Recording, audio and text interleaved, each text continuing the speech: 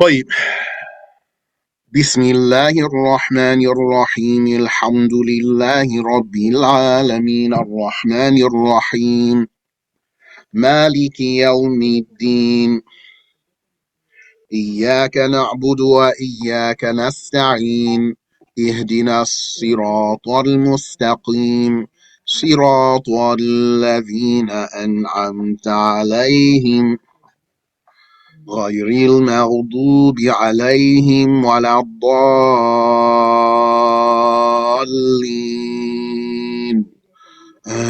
آمين. All right. So we didn't record last time. So we missed we have our own lesson, but we record these and we share them online. And it looks like people are liking these lessons, mashallah. They are nice lessons, alhamdulillah. MashaAllah, these sessions that I have with you, brothers and sisters, is always nice, MashaAllah. So I want to repeat, I think you don't mind, inshallah, if we repeat what we covered last time, and then we'll go from there, inshallah ta'ala. So,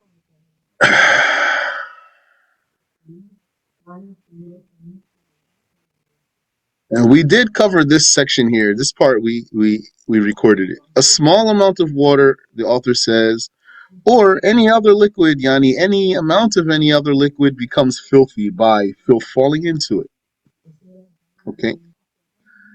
Because whatever comes upon the other or something else is the stronger one. The one that comes upon the other is the stronger one. So when the filth comes upon the water, meaning falls into the water, then the filth is the stronger one. When the water falls over the filth, then the water is the stronger one. That's why he says specifically by filth falling into it, recognizing that the stronger one is the one that falls upon the other. So by saying becomes filthy by filth falling into it, he is deliberately excluding the case of the water coming upon the filth. Because when the water, and we're talking about a small amount of water here, that should be clear for you. If you studied Shafi'i Fiqh for some time, then you know for sure, clearly, we're only talking about a small amount of water. A large amount of water never becomes used. That's a rule. Never, ever, ever becomes used. You can always use a large amount of water. It will never be considered used in the technical sense of used. And a large amount of water doesn't become filthy unless it changes. It never becomes used, and it doesn't become filthy unless it changes. Whereas a small amount of water can become used and then you can't use it again, whether you used it for purification, whether you used it for lifting hadath, or you used it for removing najas, filth, then it's going to be used and you can't use it again because it was a small amount of water, and it becomes filthy even without changing because it's a small amount of water. So a small amount of water or any amount of any other liquid, because any other liquid is like a little bit of water, no matter how much it is, it becomes filthy by filth falling into it. And filth here means unexcused filth. Because if excused filth fell into it, then it's not going to become filthy unless it changes. Whether it altered the water or not. Yes, because it's a small amount of water, so it's going to be filthy by unexcused filth falling into it, whether the filth altered the water or not. If you have any question, go ahead and ask me there, please.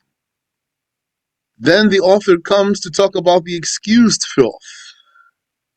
And he mentions the excused filth here, as you can see, before he mentions regular filth. So, how'd that happen? By the flow of information in his own mind as he is documenting his book. So he sees, for consistency of the flow of information, to talk about the excused filth before talking about the unexcused filth. What is the meaning of being excused? The meaning of being excused is that la yu'athir, it's ineffective. Ineffective. What does it mean that najasa is ineffective? La yunajis means does not contaminate. Does not contaminate. Yani, it doesn't contaminate. That's just general terms, though. Could contaminate if it changes the water, for example, then it's not going to be excused because it changes the water. So let's see what he has here. Excused filth. Here I usually like to talk about the definition of filth. But now if I start talking about the exact definition of filth, it's going to take me away from the book because it's a little bit long. Let me stick to the book for now, and maybe before we finish talking about najasa, we'll go over that definition. You might have to remind me, inshallah. So he says, may Allah have mercy upon him. Excused filth includes a small amount of filthy hair, like cat hair. Yani, a small amount of filthy hair. Where is filthy hair going to come from? Filthy hair is going to come from an animal that is filthy when it dies. Either it's filthy while it's alive, so then its hair is filthy. That's a dog or a pig. Or it might not be filthy while it's alive, like a cat, but when it dies, it is filthy. So the rule is what came in the hadith of the Prophet sallallahu alayhi wa ala alihi wa sallam, ma quti'a min hayy fahuwa kamaytatih. Anything cut off or severed from the living, then that severed part is like that thing had it been dead. That severed part is like its origin, had the origin been dead. So you look at the status of the thing in death. Is it pure in death? That's going to be a human, fish, or locust. A human, fish, or locust. Some people claim there's hairy fish out there. Or, yeah, I don't know what's that stuff made of. Keratin or what? They say hair is made of keratin. So, a human, fish, or locust is pure in death.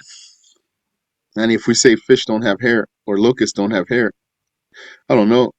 I don't know all the fish and all the locusts. Then it's only going to be human. What is, yani, you look at the thing when it's pure in death. You look at this thing's status in death. Is it pure or filthy? If it's pure in death, then its severed part will be pure. Not just the hair, any part. So human, fish, or locust. Those are pure in death.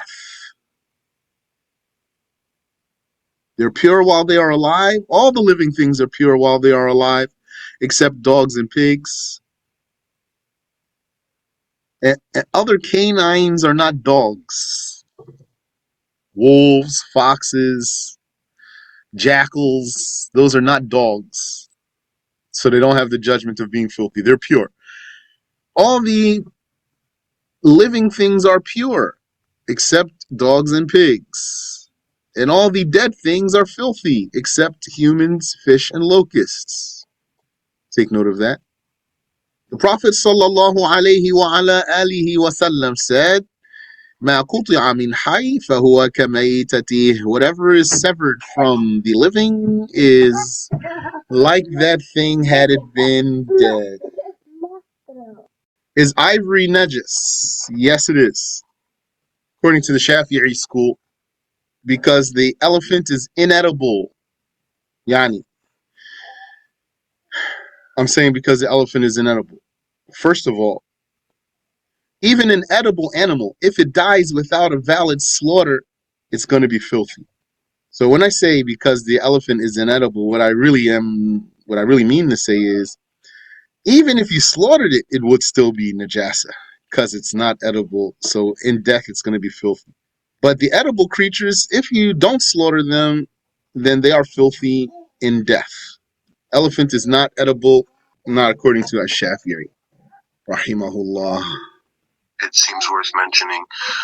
Aside from elephants, they take ivory from the other three main creatures they take ivory from are all sea creatures. Narwhals, sperm whales. And narwhal and sperm whales. Okay, if those are not najasa. If it comes from a whale, it's not najasa. If it comes from a walrus, walrus is it's not a fish. Okay. Now, so whatever is severed from the living is like that living thing had it been dead. What's the status of your cat if it were to die? It would be filthy. So then, the hair that falls off of it is filthy.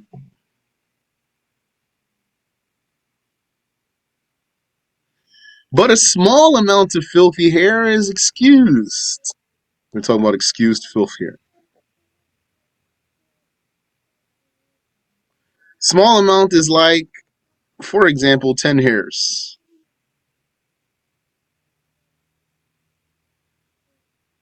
Brother Adam Ali taught me 20 hairs or less. Or maybe he said less than 20. If you know Adam Ali. May Allah have mercy on him and grant him success in his endeavors. And you said, so for example, we cannot write the name of Allah with a paintbrush made from badger hair. So now that brings me, many paintbrushes are made with animal hairs, yes, and even hairbrushes. So then that brings me to the detail that I wanted to mention for you, which is that the slaughtered edible animal is pure in death.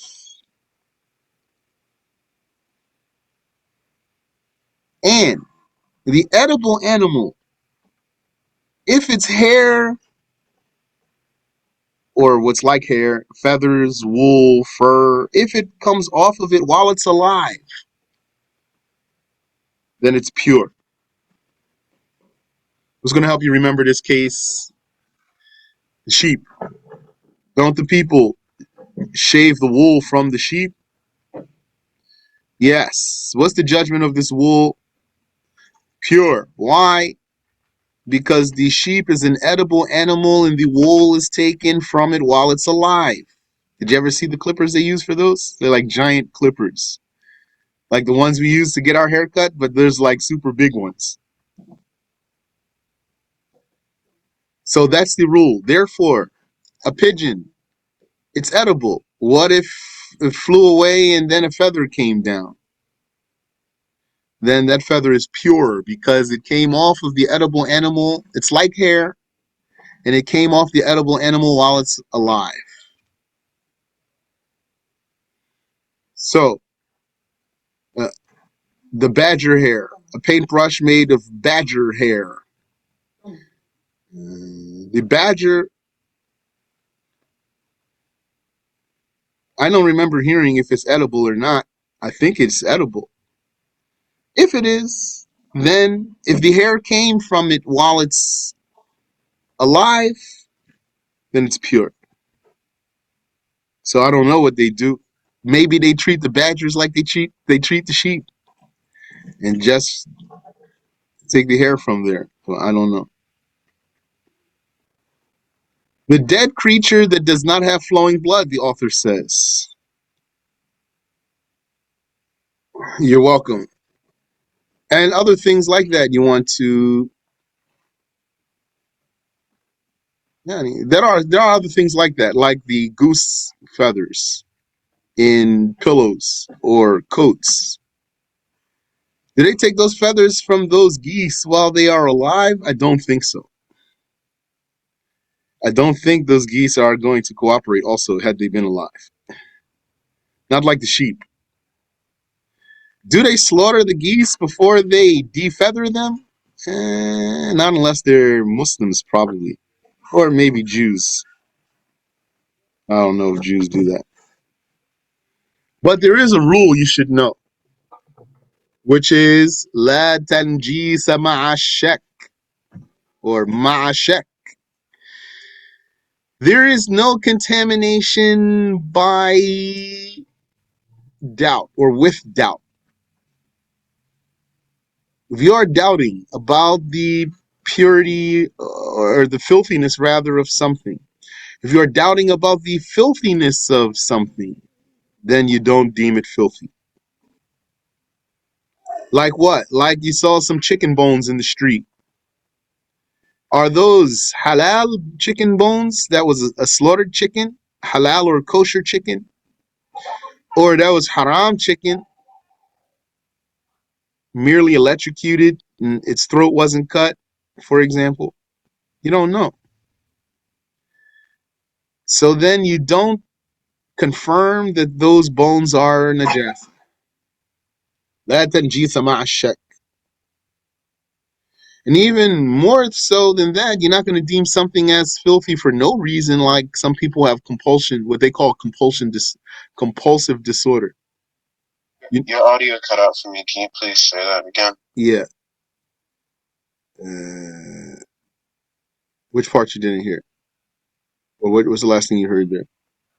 You were saying some people have compulsive something. Yeah, some people have compulsive, what's claimed to be a compulsive disorder. So they will always wash things, for example. So you shouldn't be like that. Follow the rule. La tanjisa ma shak. There is no contamination with doubt. And also, since I'm here with you, it's not an Islamic creed to believe in germs. Yani, if you don't believe in germs, there's no harm to your creed. And then, if you don't believe in germs, you don't have to buy something that kills 99% of germs and will leave 1% of germs, according to the advertisement. A dead creature that does not have flowing blood. What is that?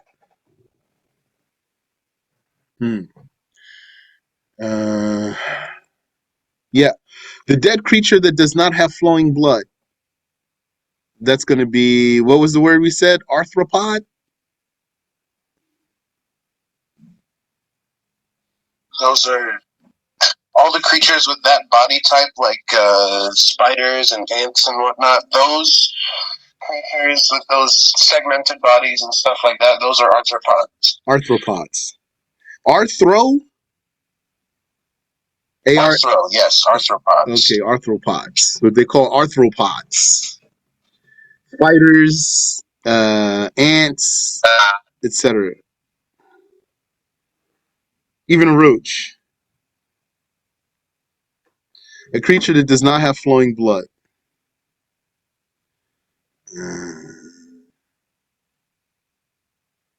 And there's also another kind of creature like that.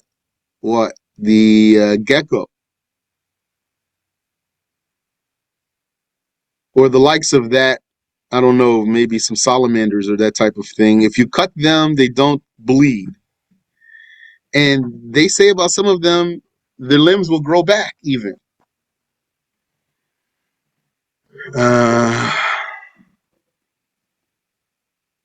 Yes.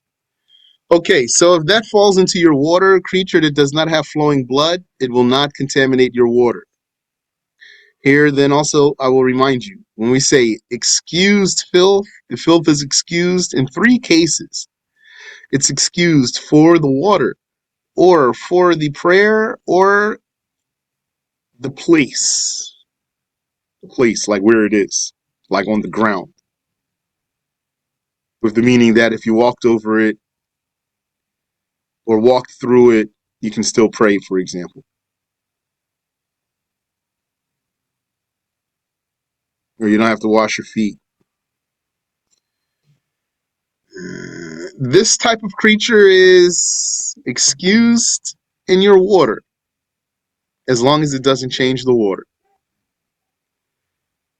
So you're going to come back one day, maybe you're going to find a dead gecko in your water. So if it's the type that doesn't bleed if you cut it and it didn't change the water, then the water's still pure and purifying.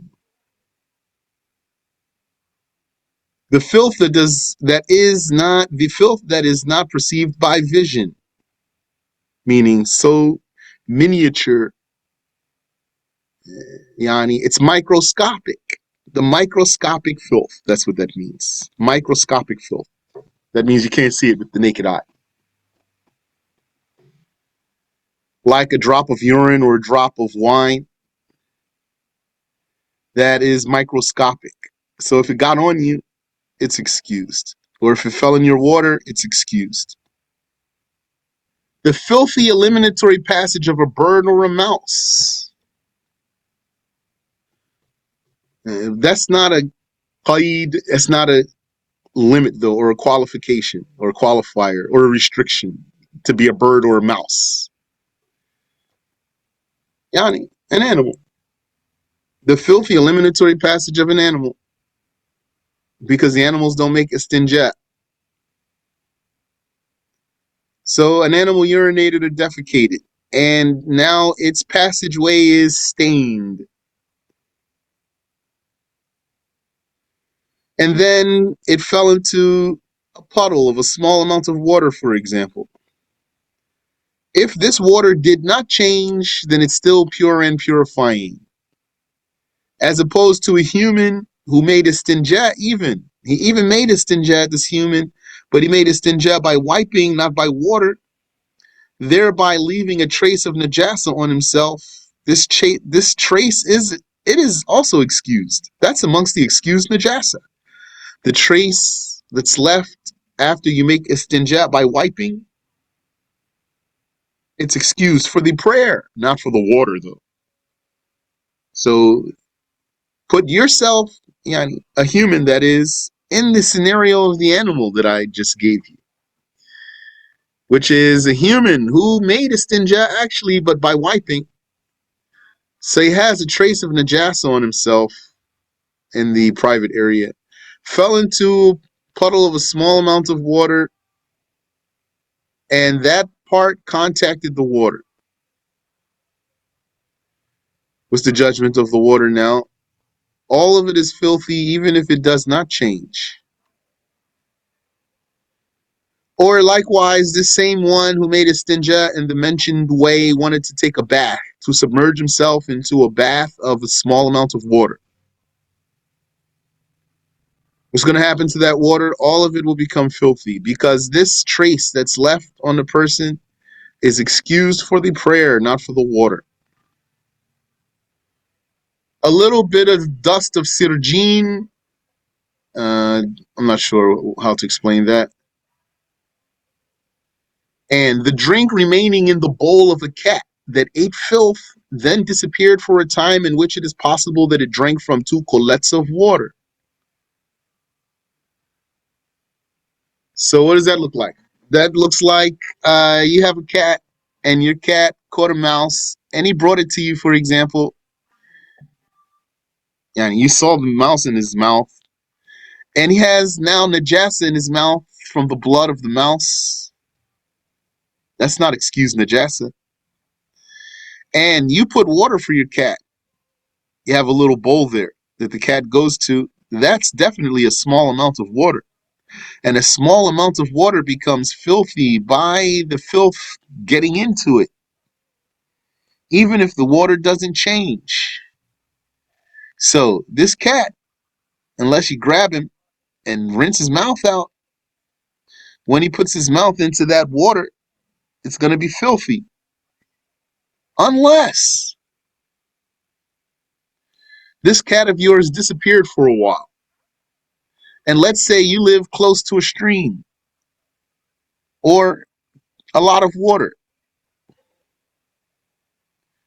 And it's possible that the cat drank from this stream. Like, stream's not far from your house. Cat goes out of your house all the time. Goes in there, out in the trees and stuff. Goes to the stream, for example. Well, you didn't see the cat doing all of that. He's doing his cat things. But he disappeared for a time that's possible that it drank from 2 kullets of water,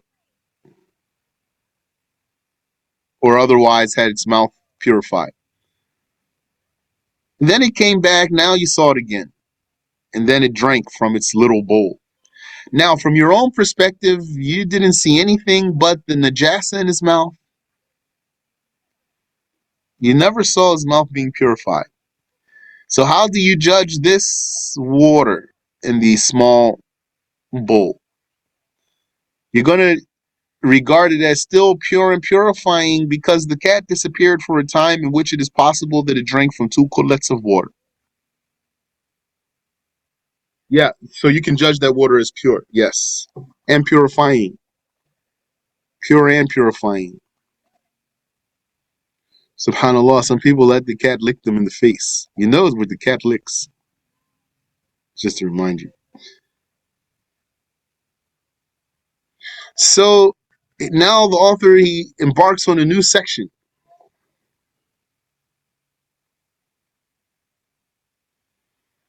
about a large amount of water.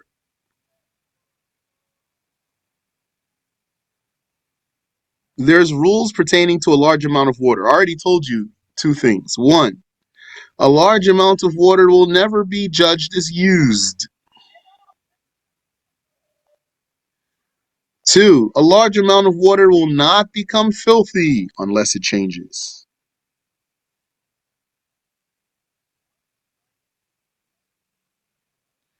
The author says, section, if water were 2 kullets, that's a large amount of water, and filth fell into it,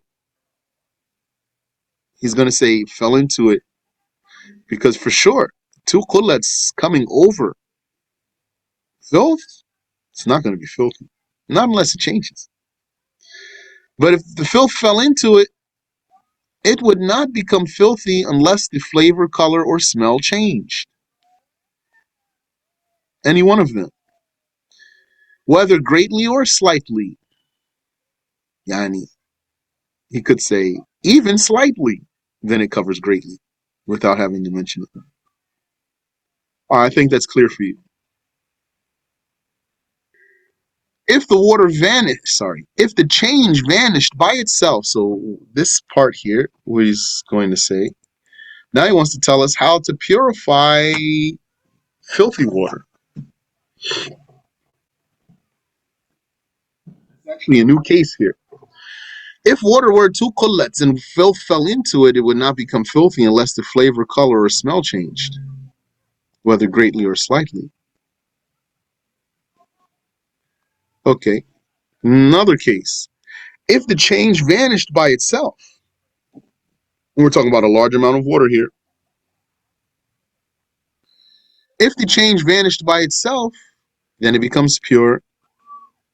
It returns to being pure and purifying.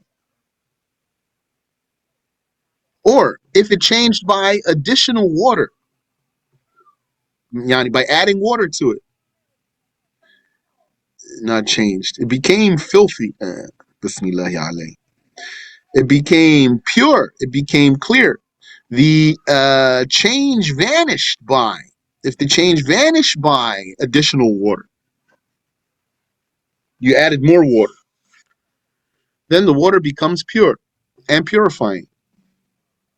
Or also, if you took the najasa out of the water and you removed any changed water and what was left was still a lot of water without any trace of najasa, then what's left is pure and purifying. And even if the source of a lot of water was filthy, but the combination of all of that filthy water was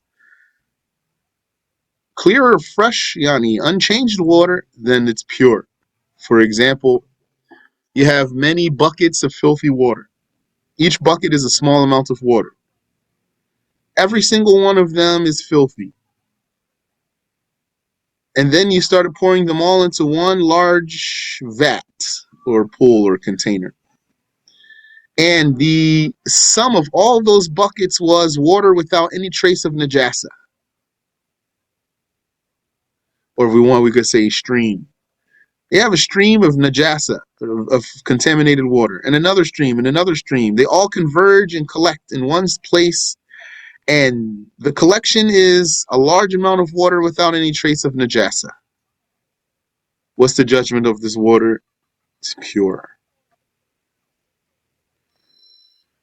MashaAllah, I found it interesting that the Muslim scholars talked about the change vanishing by itself.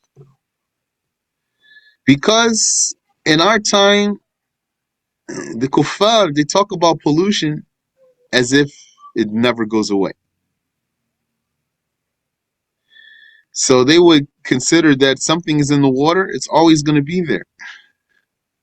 And not just that, they would consider that if something went up into the air, it's always going to be there. And they literally, some of them, believe that there's a layer of dirt in the sky, if you didn't know. Although no one ever saw this layer of dirt in the sky. And they believe that this layer of dirt or contamination in the sky contributes to, what do they call it? Climate change. That's the new name for it. What it used to be called. Global warming. They had to change the name when it didn't work anymore. So but they didn't want to change the concept. So they called it climate change. No, these things dissipate. Something would be in the water, it can dissipate. And something could go into the air and dissipate.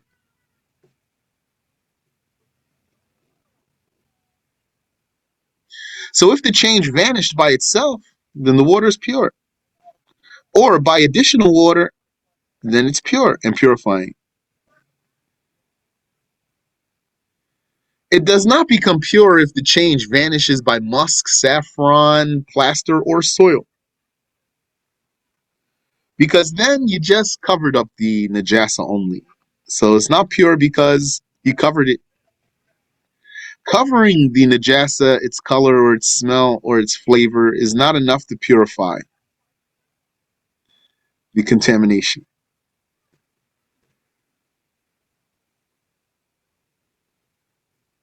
So you're going to be mindful when you use something like bleach or pine salt or the likes of that which has strong smell and also is used for removing grime.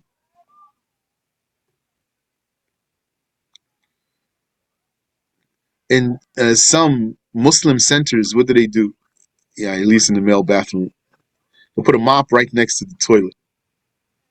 Then, the meaning is, if you drip on the floor, just wipe it here. Here's a mop for you. What's happening there? They're just spreading the najasa. Even if there's bleach in the mop or something, when you wipe it, you don't see any trace of najasa. This doesn't remove the najasa. It's spreading it, actually. Najasa spreads through moisture. But when we say najasa spreads through moisture, it doesn't mean it's like electricity. Meaning, let's say you had a wet carpet or a wet towel, and there's najasa on one corner. Does it mean now the whole thing is najasa because it's wet? No. That's what I mean when I say it's not like electricity, like the najasa then spreads throughout the whole. It's conducted. The najasa is conducted by water and spreads throughout the whole wet area. No. So, but don't misunderstand something here. What if you had a spot of najasa somewhere, and then you took, let's say, before you poured water, you took a sponge with some bleach and you wiped it up. Now, there's no trace of najasa there, and the spot smells like bleach. Now, you know it's still contaminated because you've learned. So what's left for you to do is to pour water over the spot. Now, when you pour water over the spot, it's still going to smell like bleach, though. So the question is, did you purify it? You purify the spot, or is the spot still contaminated and it's just merely hidden by the smell of bleach? This depends. Yani, now you can use an amount of estimation, like you would say. What if I didn't use bleach? What if all I did was I wiped up the najasa with a wet sponge? That would that have left it without any trace? And then if I poured water over it, will be pure? Yes. Well, that's what I did, but I put bleach on the sponge. Had there not been any bleach on the sponge, what I did would have picked up the najasa without leaving any trace, and then I would have poured water over it. Now I'm using bleach in the same way. So now I'm pouring water and I'm still smelling the bleach on the spot, but I'm sure that I actually did remove the najasa and that the spot is pure. So it does not become pure if the change vanishes by musk, saffron, plaster, or soil, because then it's just hidden, covered. Wallahu a'lam. Let's stop there. I think that's where we stopped last time. Any question? Not for me. سبحانك اللهم وبحمدك أشهد أن لا إله إلا أنت أستغفرك وأتوب إليك. Is baby spit up najas? Yes, it is. Yes, it is. آمين وفيكم.